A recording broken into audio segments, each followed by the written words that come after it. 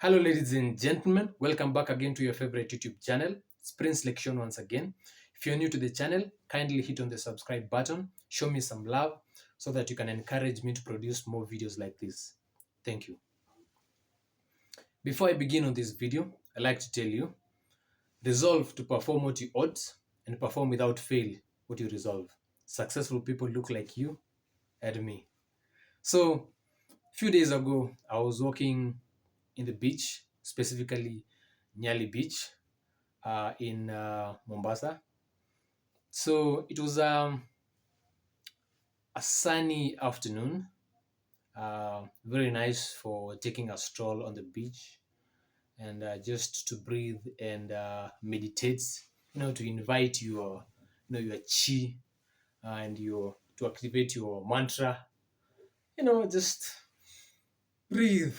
And center your core for once because this city can be unhealthy sometimes with the hustle and the bustle, the noise, the smoke, the dust, the arguments, the stress, all those things.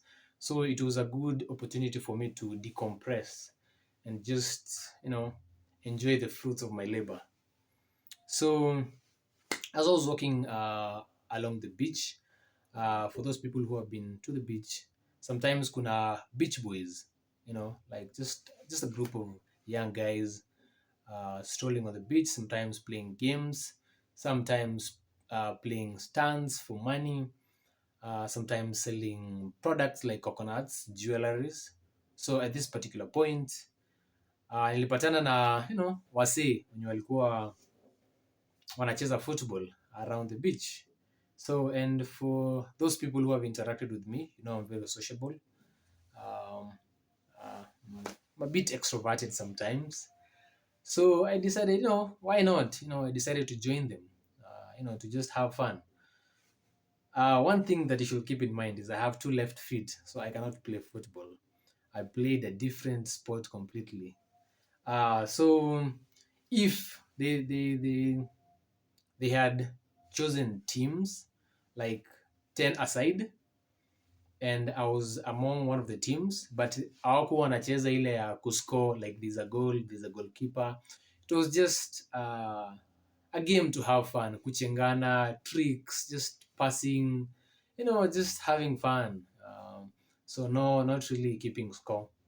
But in this case, kama kungekuwa na goal, maybe ningekuwa goalkeeper because as I told you, I have two left feet. Ama maybe ningekuwa defender. I can just use my body to fend off the strikers. But in this particular case, I just joined them. I was just passing, and just really enjoying the moment. And then there was a particular point where I tried to take the ball from another guy, but I accidentally fouled him. And I don't know if you alikuwa agitated ama alikuwa amekasirika, but I can just say that there's a particular tone about guys from the coast, that just feels like these guys are just angry all the time, and just ready for combat. Because after fouling him, I was like, hey, jamaa wa bara, manzako. I'm trying to be a little bit mindful of my language, but alikuwa like, wewe mtu wa bara sijui wa kuita sijui sima ugali mna zako mamako. Sasa wewe shida yako ni gani? Huoni mguu wangu? I was just there like, hey, what's up, man? What's up? Because at first I was a bit offended. Like, how can you tell me like mna zako, mamako? You can't really. It's a very deep insult to me. I took it personally. Um, But a week earlier, before I traveled to the coast, there was this friend of mine who was, trying to tell me about Airbnbs, various places where I can visit when I go to the coast. So at a particular point, I think hata alikuwa ametumia language kama hiyo. Hata alikuwa amesema mana zako, mama mako. So, I remembered. So akaniambia, it's just the way, guys from the coast talk. sometimes it's just a joke, like msenge wewe, they don't really mean it. It's just a joke on a lighter note, so I shouldn't really be offended. So I took it lightly, but iliniguza kiasi, because I'm not from the coast. So then later, after uh, raha zangu kule coast nikamaliza, then I came back now to the city. And then a few days ago, after coming to the city, I was just taking a stroll, and I have friends in the hood. And then one of my friends ako like, hey, nimeona there's a guy from one of your tribes, from the Nilot tribes, Masai, an old man, about 50 or 53 years old, mwenye ameoa msichana wa 9 years, and amefungwa for life. At first I was a bit shocked that this has happened, but looking on another lens, it's not really something new to my ears, because this is just how cultures, the Maasai culture has been functioning for a very long time, whereby they marry, young girls, not particularly because of lust, but just joining the two families. You might find sometimes there's one big rich family over here, and then there's another lesser rich, or lesser known family. So when they intermarry, it forms, you know, both families actually benefit, because now they are under one umbrella of a name. It's just the same way if you're married to the Kenyatta family. There's just something about being married to the family. So it's just the joining of two families, or the Moi family or the Ruto family. They're just families where if you're married to, there's just some level of honor to it, like just accomplishment. So, and actually, even in the past, even looking at history, kings used to marry princesses from other kingdoms, or other, yeah, let's say monarchies, so that they can form a good diplomatic relations to avoid fights and wars. So basically, early, I'm not advocating for early marriage, but I'm just saying that marriage among the Maasai people, it actually acts as it has its own purposes and significance. It's not just for the purpose of satisfying the flesh.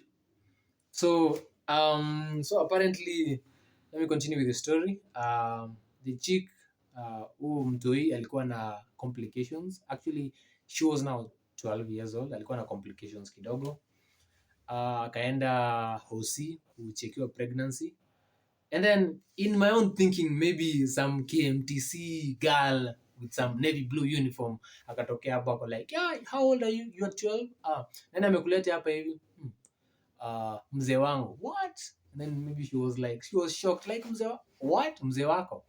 And then ako like, nionyeshe mzee wako. And then turned and pointed to this 50-year-old guy, probably old, with gray hair, with shukas, mashanga, some akala, na rungu.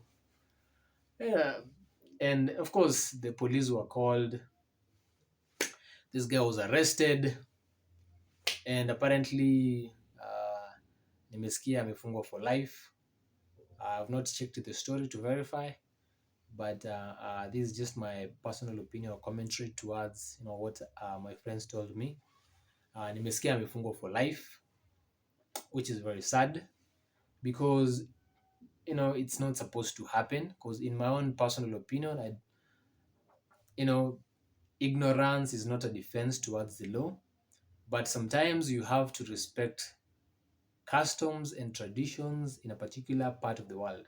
You know, like, I'm not advocating for early marriages, but I'm just saying that is just how things function in that part of the world. And everyone has accepted that is their way, and it is okay for them. They don't have a problem with it.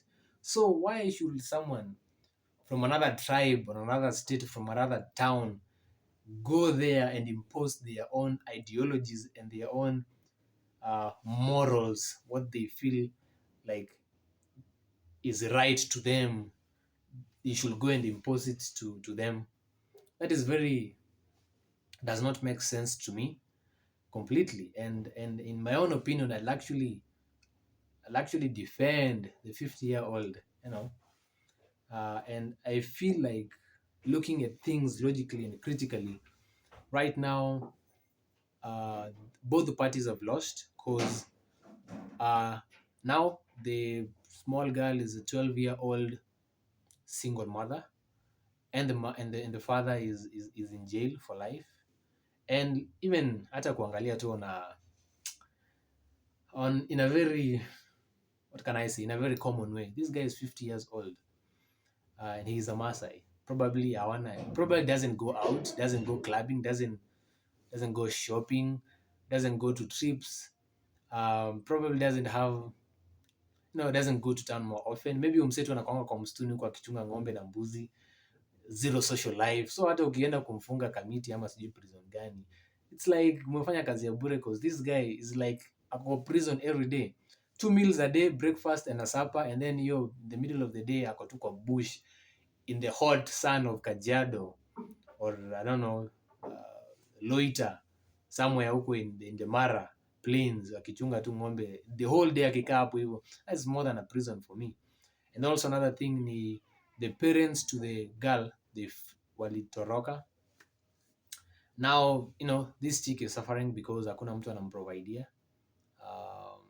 At least hata wangesema maybe some punishment, community service, and then akuwe anaprovidea huyu mtu hii. But that's just how the law in Kenya works sometimes. And yeah, to back up my point actually, on not imposing your own personal beliefs to other people, is because there was also a time I went to Homa Bay. My friend invited me to a funeral, and I didn't really like the custom where watu wanaweka jeneza sijui usiku hapo hivyo, disco matanga, because for me, when someone dies, it's really a very somber moment where you're supposed to come together as families and just remember the person, not to party and engage in uh, careless activities like you guys here most of the time. And also, just in the coast, I wasn't okay with the obscene language. And as of even on a global scale, like how during the World Cup, the Western people from the US, they were trying to impose the LGBTQ rules to the people of Qatar, and they don't, that is not their culture. So my point exactly is, do not, the people in Nairobi, listen to me, or the people in other towns or countries, do not impose your own personal beliefs, morals, um, to other people who do not have anything to do with you. So if you go to another part of the world or another tribe or another town, just respect how people act there and live. You can go to a town or somewhere where it will cater for your desires or whatever you want. But if you go somewhere, respect other people's cultures, traditions, just let them be. So long as those traditions and cultures are not harmful and they are not destroying lives. So without further ado, I'd like to end my video over there. If you liked this video, kindly tap on the like button. If you have your own comments or views on this particular subject, feel free to comment down there. And if you feel like most people should engage in this conversation, feel free to share to your friends and family. So that is just my personal opinion. Msinichukie. It's just an opinion. Sawa sawa. See you next time. Peace.